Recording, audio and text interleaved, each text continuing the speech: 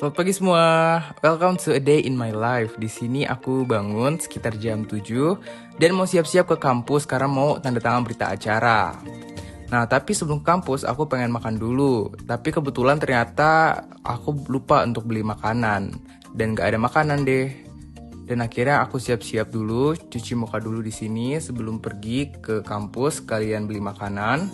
Setelah cuci muka, baru aku pakai pakaian buat ke kampus. Di sini karena untuk tanda tangan berita acara, jadi aku pakai pakaian yang simple aja. Dan akhirnya aku berangkat dengan tidak bawa apa-apa karena cuma tanda tangan ya guys. Dan akhirnya aku pergi ke kampus.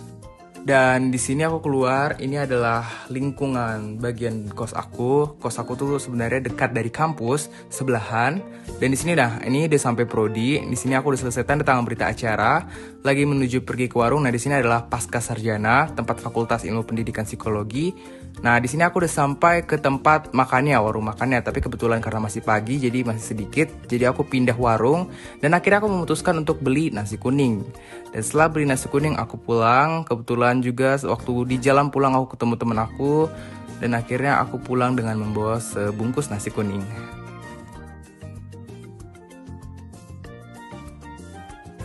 Kemudian aku siapin piring, baru aku siapin juga nasi bungkusnya. Dan nasi bungkusnya aku buka, telur juga aku buka. Dan akhirnya aku makan nasi kuning dan aku konsumsi nasi kuning yang barusan aku beli tersebut. Oke, selamat makan guys! Nah, teman-teman, aktivitas tadi mengenai A Day in My Life itu secara tidak langsung memberikan contoh kepada kita mengenai perilaku konsumen. Iya, betul. Perilaku konsumen adalah kegiatan untuk memenuhi barang atau jasa yang kita butuhkan. Nah, bisa kita lihat dari video tadi yang mengenai A Day in My Life itu menceritakan di mana si Abdi membeli suatu nasi kuning. Dia mencari makanan dari warung-warung yang ada, kemudian dia memilih makanan. Setelah memilih, dia pun membeli.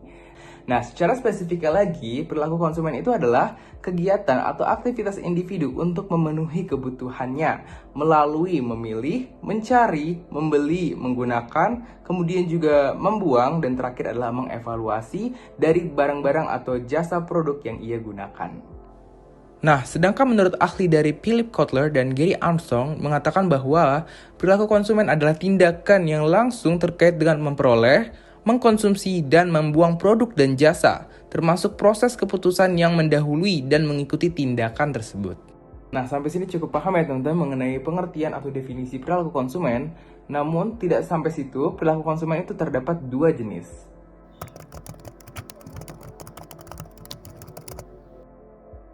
Perilaku konsumen terdapat dua jenis. Yang pertama adalah perilaku konsumen rasional, yaitu adalah konsumen yang mementingkan berbagai aspek konsumen secara umum seperti kebutuhan utama, kebutuhan mendesak, dan kegunaan produk-produk terhadap konsumen tersebut. Dan ciri-cirinya adalah biasanya konsumen rasional ini hanya membeli produk berdasarkan kebutuhan, bukan berdasarkan keinginan. Kemudian yang kedua adalah produk yang dibeli, konsumen ini juga memberikan kegunaan optimal bagi dirinya, alias membeli yang mendesak dulu. Kemudian yang ketiga adalah konsumen ini hanya membeli produk-produk yang terjamin kualitasnya. Jadi produknya tersebut dapat digunakan bertahan lama atau dalam jangka waktu yang lama. Nah, selanjutnya adalah perilaku konsumen irasional. Nah, perilaku konsumen irasional adalah perilaku konsumen yang mudah terbujuk oleh iming-iming potongan harga dengan strategi marketing yang ada. Nah, ciri-ciri dari perilaku konsumen irasional adalah yang pertama, tentu konsumen irasional sangat mudah terbujuk, mudah dipengaruhi oleh iklan promosi yang dibalut berbagai media. Yang kedua, konsumen ini cenderung memilih barang-barang berdasarkan popularitas merek dan bukan berdasarkan kegunaannya. Nah, dari sini bisa kita bedakan ya teman-teman jenis perilaku konsumen yang rasional dan jenis perilaku konsumen yang irasional.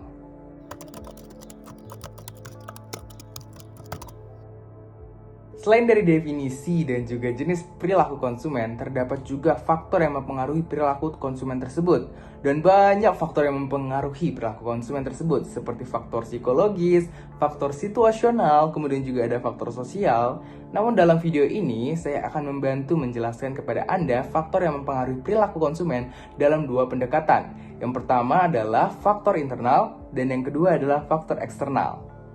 Nah, faktor internal diantaranya adalah faktor internal pendapatan, di mana semakin tinggi pendapatan seseorang, maka semakin tinggi pula konsumsinya. Sebagai contoh, misalnya Anda ingin pergi ke pasar, kemudian Anda hanya memiliki sedikit uang saja untuk pergi ke pasar, hanya punya 20.000, maka Anda hanya membeli jeruk 1 kilo dan ikan 1 kilo. Namun apabila Anda memiliki uang yang lebih banyak, misalnya lebih dari 20.000, Anda itu dapat membeli produk atau jasa lebih dari seperti jeruk 1 kilo bisa menjadi 2 kilo, ikan 1 kilo menjadi 5 kilo, kemudian ditambah dengan buah-buahan dan semacamnya. Nah, kemudian selain dari faktor internal pendapatan, juga ada faktor internal motivasi. Nah, faktor internal motivasi di mana motivasi yang ada di dalam diri sendiri yang mendorong melakukan suatu kegiatan tertentu. Sebagai contoh misalnya, Anda sekali untuk menata rambut Anda. Nah, kemudian Anda memiliki gaya rambut yang sudah Anda gunakan bertahun-tahun. Kemudian Anda termotivasi untuk mengubahnya dan akhirnya pun Anda pergi ke salon atau ke tukang pangkas rambut dan akhirnya Anda memangkas rambut Anda dengan model yang baru. Nah, kemudian selain ada faktor internal, ada juga faktor eksternal. Faktor eksternal contohnya adalah seperti faktor eksternal kebudayaan, di mana kebudayaan suatu daerah akan berpengaruh terhadap pola konsumsi masyarakat. Sebagai contoh adalah saya pada saat ini berada pada Tomohon, di mana yang saya ketahui salah satu kebudayaan Tomohon adalah TIF, yang dimana biasanya orang-orang Tomohon atau masyarakat Tomohon sering mengadakan pawai bunga. Jadi berbagai macam bunga, berbagai macam bentuk bunga akan ada di sana. Nah, di situ sebelum hari menjelang pawai tersebut pasti tingkat konsumsi produk bunga akan meningkat. Kemudian yang kedua adalah faktor eksternal harga barang, yaitu adalah faktor yang mempengaruhi tingkat konsumsi seseorang. Apabila harga barang naik, maka jumlah barang yang dikonsumsi akan berkurang. Dan begitu juga sebaliknya.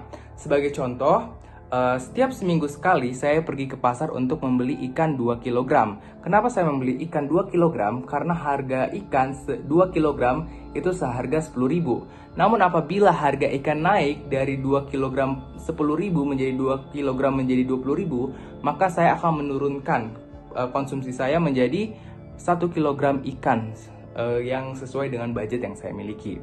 Nah, itulah tadi beberapa contoh mengenai faktor perilaku konsumen dari segi eksternal dan internal. Sebenarnya masih banyak sekali contoh-contoh mengenai faktor yang mempengaruhi secara eksternal dan internal, namun itulah hal-hal yang dapat saya jelaskan.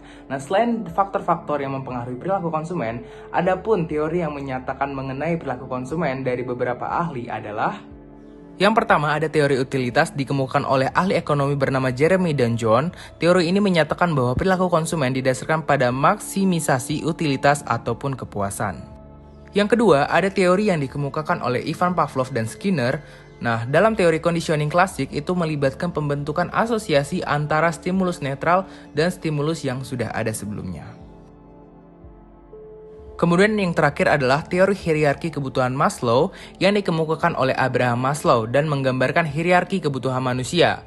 Menurut teori ini, manusia memiliki kebutuhan hierarki yang berkembang dari kebutuhan fisik dasar hingga kebutuhan sosial dan pengakuan diri. Nah, itu tadi adalah penjelasan mengenai definisi, teori-teori, dan poin-poin penting mengenai consumer behavior. Semoga dapat dipahami. Saya Abdi Marpao mengucapkan terima kasih.